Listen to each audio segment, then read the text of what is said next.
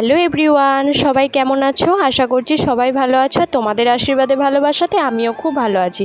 আর আজকের ব্লগটা শুরু করছি আমি বিকেল থেকে। এখন ঘড়িতে বাজে বিকেল 4টে। এই কিছুক্ষণ আগেই আমি ঘুম থেকে উঠলাম। আর ঘুম থেকে ওঠার পর একটু বসার পর আমাদের পাশের বাড়ি একটা ছেলে আছে, ওকে দাদা দাদা করে ওদের বাড়িতেই গেল। তার ফাঁকি আমিও ওর খাওয়ার দুধটা গরম করে নিচ্ছি। দুধ গরম কমপ্লিট করার পর আমি এখন চলে এসেছি জামা কাপড় গোছানোর জন্য।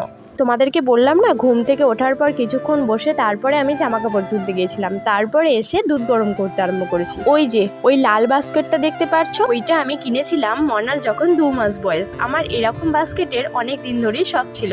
যখন আমার বাচ্চা হয় নাই তখন আমি ভাবতাম যে আমার যদি বাচ্চা হয় ওই রকম একটা বাস্কেট কিনে আমি ওর জামা প্যান্টগুলো ভরে রেখে দেবো। বাচ্চা হওয়ার সাথে সাথে আমি এদিকে কিনেও নিয়ে ওই লাল বাস্কেটটায় আমি রাখি মনার অর্ডিনারি জামা। আর এই টেবিলের তলায় এখন রেখে দিচ্ছি মনার ইউজ করা পারো। জামা কাপড় তো গোছানো হয়ে গেল, এরপর চলো আমি ঝাড় দিয়ে দিই। আমি তো ঝাড় দিতে খুব ভালো লাগে, সবসময় দেখছো না কেমন ঝাঁটা নিয়ে ঘুরে বেড়াচ্ছি। না আসলে ওই কথাটা নয়, বিকাল হয়েছে তো একটুখানি ঝাড় দিতে হবে। যদিও ঘর দুয়ার পরিষ্কার পরিচ্ছন্ন থাকে তবুও মনে হয় যেন ঝাড় না দিলে অগোছালো হয়ে থাকে।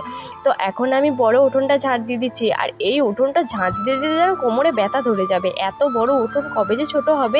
আপাতত এখন কাজ কমপ্লিট হলো, এরপর আমি একটু মুখটা ফ্রেশ করে এখন আমি মুখে ফেস ওয়াশ করে নিচ্ছি। আর ফেস ওয়াশ করার পর একটু পরিপাটি না হলে হয়?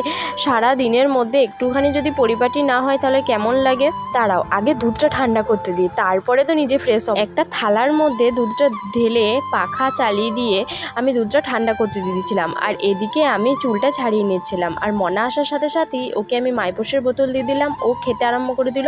আর এখন ওকে আমি একটু পরিষ্কার পরিচ্ছন্ন করে দিচ্ছি। আর আমার মেয়েটা দেখতে পেয়েছো কতটা পাকা হয়েছে, নিজে নিজেই সমস্ত কিছু পড়বে।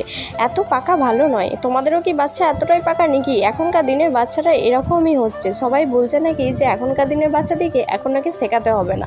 সত্যিই তো, এখনকার বাচ্চাদেরকে শেখাতেই হবে না। আসলে ওর মুখটা তো ক্যামেরাতে দেখতে পাচ্ছে, ও দেখছে আমিও যা করছি ওই মেয়েটাও তাই করছে, তাই ও খুবই মজা পাচ্ছে। বাবা এই আবার কি খুঁজছে রে? আসলে খুঁজছি একটা জিনিস খুঁজছি।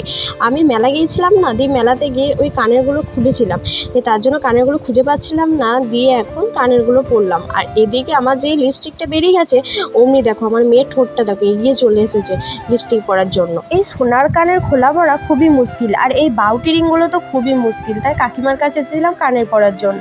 তো আজকের ব্লগটা আমার এই পর্যন্তই, আবারও দেখা হবে নেক্সট ভিডিওতে। টাটা। দাঁড়াও বন্ধুরা, লাইক কমেন্ট শেয়ার করতে কিন্তু একদম ভুলো না।